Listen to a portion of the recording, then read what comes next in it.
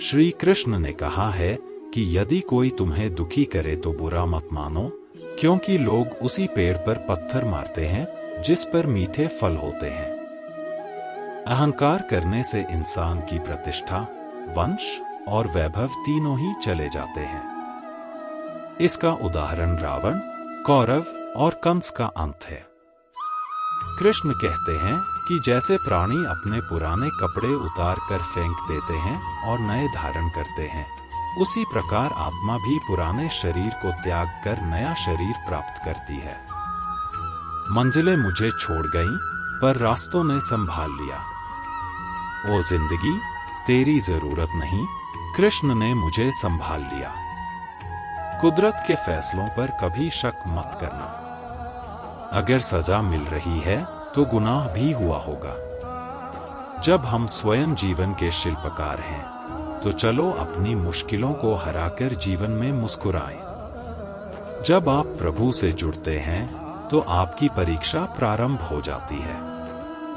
कुछ लोग इसे दुख समझते हैं, पर इसे प्रभु की कृपा समझे कि वह आपके साथ है। मनुष्य कितना भी गोरा क्यों न हो, उसकी परछाई हमेशा काली होती है।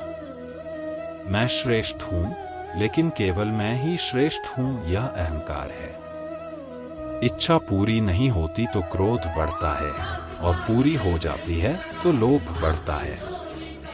इसलिए जीवन में हर स्थिति में धैर्य बनाए रखें।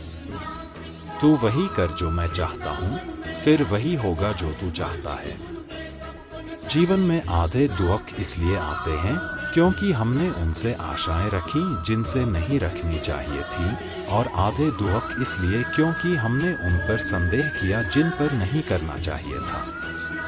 अच्छी किस्मत वाले लोग थोड़ा बुरा होने पर भगवान को कोसते हैं, और बुरी किस्मत वाले लोग थोड़ा अच्छा होने पर भगवान का स्मरण और धन्यवाद करते हैं। मैंने पूछा, कैसे करूं तेरी पूजा? भगवान बोले, तू खुद मुस्कुरा और औरों को भी मुस्कुराने की वजह दे, बस हो गई मेरी पूजा। बुरे कर्म करने नहीं पड़ते, हो जाते हैं, और अच्छे कर्म होते नहीं, करने पड़ते हैं। जो दूसरों की तकलीफों को समझते हैं, जिनमें दया है, दिल से अच्छे हैं, उन्हें दोबारा जन्म लेना नहीं पड़ता। आपके साथ जो कुछ भी हुआ अच्छे के लिए हुआ, आगे जो कुछ होगा अच्छे के लिए होगा, और जो हो रहा है वह भी अच्छे के लिए हो रहा है। इसलिए हमेशा वर्तमान में जियो, भविष्य की चिंता मत करो। कृष्ण कहते हैं कि किसी भी हालात में अन्याय, पाप या किसी भी गलत बात का समर्थन मत करो, चाहे वह पति हो या पुत्र। अहंकार मत करो किसी को कुछ भी देकर। क्या पता तू दे रहा है या पिछले जन्म का कर्जा चुका रहा है।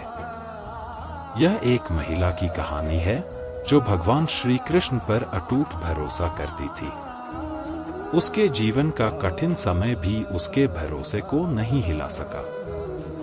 वह अत्यंत गरीब महिला थी जो भगवान श्री कृष्ण पर अटूट विश्वास करती थी।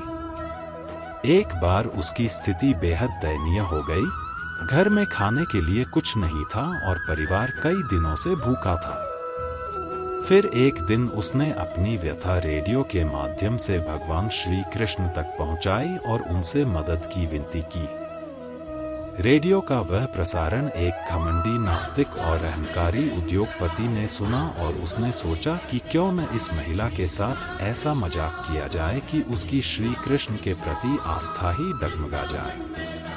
उसने अपने सेक्रेटरी को कहा कि ढेर सारा खाना और महीने भर का राशन उस महिला के घर पर देकर आओ, और जब वह पूछे कि यह किसने भेजा है तो कह देना कि शैतान ने भेजा है। सेक्रेटरी जब महिला के पास सामान पहुंचाने गई तो पहले उसके परिवार ने तृप्त होकर भोजन किया और फिर वह सारा राशन अलमारी में रखने लगी। उसने एक बार भी सेक्रेटरी से यह नहीं पूछा कि राशन किसने भेजा। यह देखकर सेक्रेटरी से रहा नहीं गया और उसने महिला से कहा कि क्या आपको इस बात की कोई उत्सुकता नहीं है कि यह राशन आपके पास किसने भेजा? उस महिला ने जवाब दिया कि मैं आखिर इतना क्यों सोचूं, मुझे मेरे श्री कृष्ण पर पूरा भरोसा है।